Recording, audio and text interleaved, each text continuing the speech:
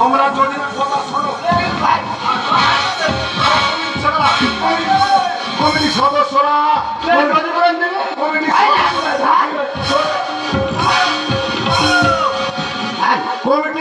Committee অন্যতম সদস্য box কেন বন্ধ করলে? গ্রামের মানুষ শিখতে পারছে না। এমন কোথা থেকে বক্স নিয়ে এসেছো, মাইক নিয়ে এসেছো, যা বাজাচ্ছ, গ্রামের মানুষ শিখতে পারছে না গো। গ্রামের মানুষ এসেছে আমার এই অনুষ্ঠানটা মাটি করে দেওয়ার জন্য। তুমি আমার নিজের স্ত্রী হয়ে কেন এসেছো? তুমি তুমি এখন পরে তোমার কোনো কথা নেব না। তুমি এখন চলে যাও, অনুষ্ঠানটা শুরু করতে দাও। শোনো, অনুষ্ঠানটা শুরু করতে দাও। দেখো নাচে খোকন সোনা, কথা কেন বলে না, কথা কেন বলে না। দেখো নাচে খোকন সোনা, দেখো নাচে খোকন সোনা, কথা কেন বলে না, কথা কেন বলে না।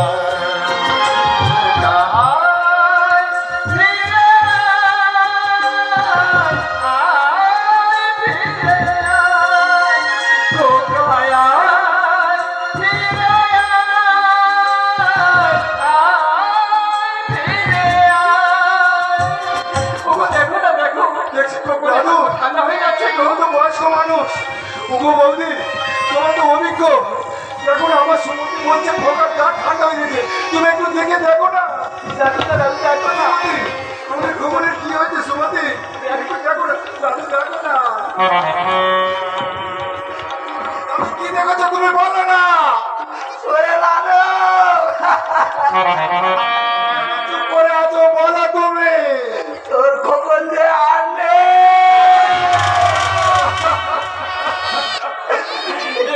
কারণ এই তোর ভুলের কারণে আনন্দ করতে গেলে ভাবতে হবে আনন্দের পিছনে নিরানন্দটাও আছে। তোদের মধ্যে ছেলেরা নাই, এখন তোদের মধ্যে ছেলেরা পুজো করতে গেলে না আগে বড় বড় বক্স আনবে, বড় বক্স আনার বাজেটটা আগে করে। এই মাটি প্রতি মাসে পুজো দিতে গেলে 10 টাকা বাঁচানোর জন্য নারীর জন্য না, বক্সের আওয়াজে না আমাদের মধ্যে বৃদ্ধরা বাড়ির কোণে জড়ো হয়ে থাকিনি, জড়ো হয়ে এই শব্দ দূষণ ক্ষতির কারণ এটা জানিস?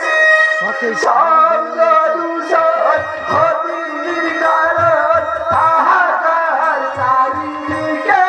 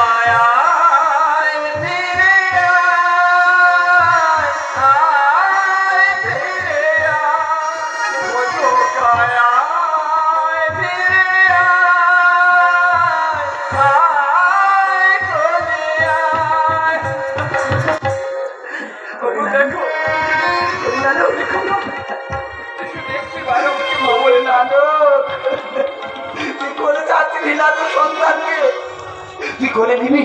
তুই কোলে নিবি রে রানো, শেষ বারের জন্য কোলে নিবি। নাকি তুই গ্রামবাসীর কাছে চলে যা, ওদেরকে নিমন্ত্রণ করে আয়, তোর সন্তানকে দিয়ে তোর শ্মশানে নিয়ে যেতে হবে। আমি এর কিছু দেখতে পাচ্ছি না রানো, আমার বুকে স্পেশাল মেশিন বসানো আছে,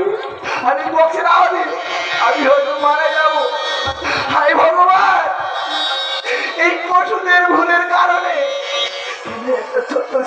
জীবন নিয়ে গেলে আমার মতো একটা বয়স্ক জীবন তো দিতে পারতে এই না আমি তাহলে আসি রে দাদু এই তোর হাত ধরে বলে আসছি রে দাদু তোর সন্তানকে শ্মশানে নিয়ে যেতে বুঝিস না আমি আসি রে দাদু এই নানো বাজানো আরো জোরে জোরে বস মুনমুন করে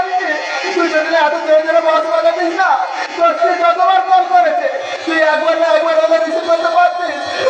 তোকে জোরটা মেরে বাঁচাতে আর তোর এই কারণে তোর এই ছেলে জীবন নিয়ে গেল আরে কেন বুঝিস না সরকার তো নিয়ম করে দিয়েছে 40 ডেসিবেলের উপরে যাও না তাও না তবে কেন তোরা 40 তো 200 পারবেন দেখছে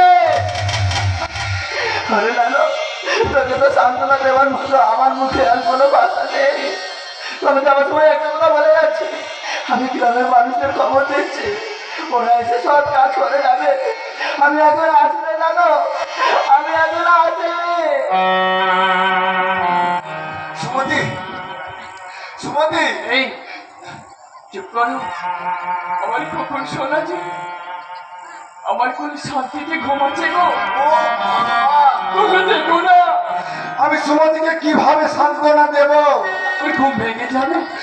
ভগবান ভেঙে যাবে গো সান্ত্বনা দেওয়ার যে ভাষা আমার আর নেই কোনো মায়ের কোল থেকে যদি তার মা বলা পাখি যদি উড়ে চলে যায় আকাশে তাকে কি সান্ত্বনা দেওয়া যায় কিন্তু এটা যে মেনে নিতে হবে জন্মানোটা মিথ্যে হতে পারে কিন্তু মৃত্যু এ চির সত্য যতই মাথা ঢুকে কাঁদো না কেন ফিরে আসবে না ও মিথ্যে হবে না ও যে চির সত্য বলো বলো আর তোমার সান্ত্বনা দেওয়ার মতো আমার কোনো ভাষা নেই আমাদের খবরের যে পরিস্থিতি আপনি রোজ আমাদের ছেড়ে চলে গেছে এ আমার ভুলের কারণে সমাজে বলো না আমাকে তুমি ক্ষমা করে দাও আমাকে তুমি ক্ষমা করে দাও দাও না একটি বারের জন্য ক্ষমা দিয়ে আমার কাছে দাও না ওকে আমি দু চোখ ভরে একটু দেখে নি ভগবান ওরে খোকা কি অভিমানে তুই আমাদের ছেড়ে চলে গেলি রে খোকা ভগবান আমরা প্রত্যেকে চাই আমার গ্রাম আমার ক্লাব 1 নম্বর হোক বড় বড় সাউন্ড আনবো বড় বড় ডান্স আনবো মানে এত জোরে বাজাবো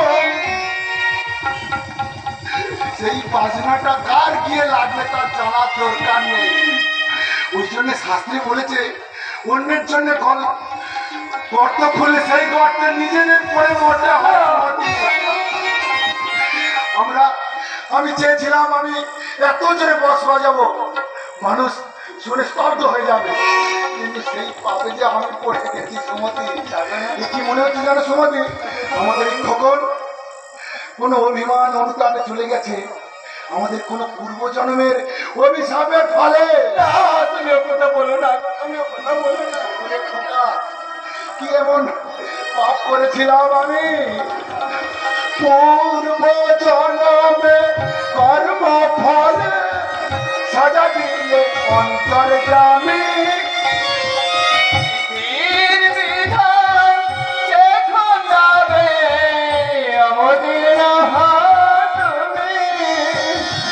পূর্ব জন্মে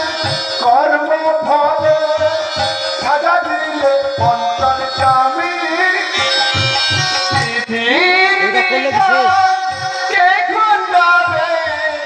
অবতীর্ণ তুমি শোনো হে রাজ কর হে শোনো হে রাজ কর হে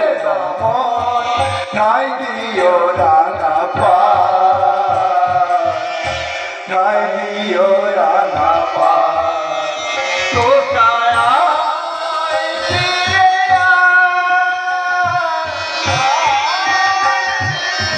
গোপালদার চার বাগানো হচ্ছে হ্যাঁ আমি তখন থেকে ট্রাই করছি মোটেও হচ্ছে না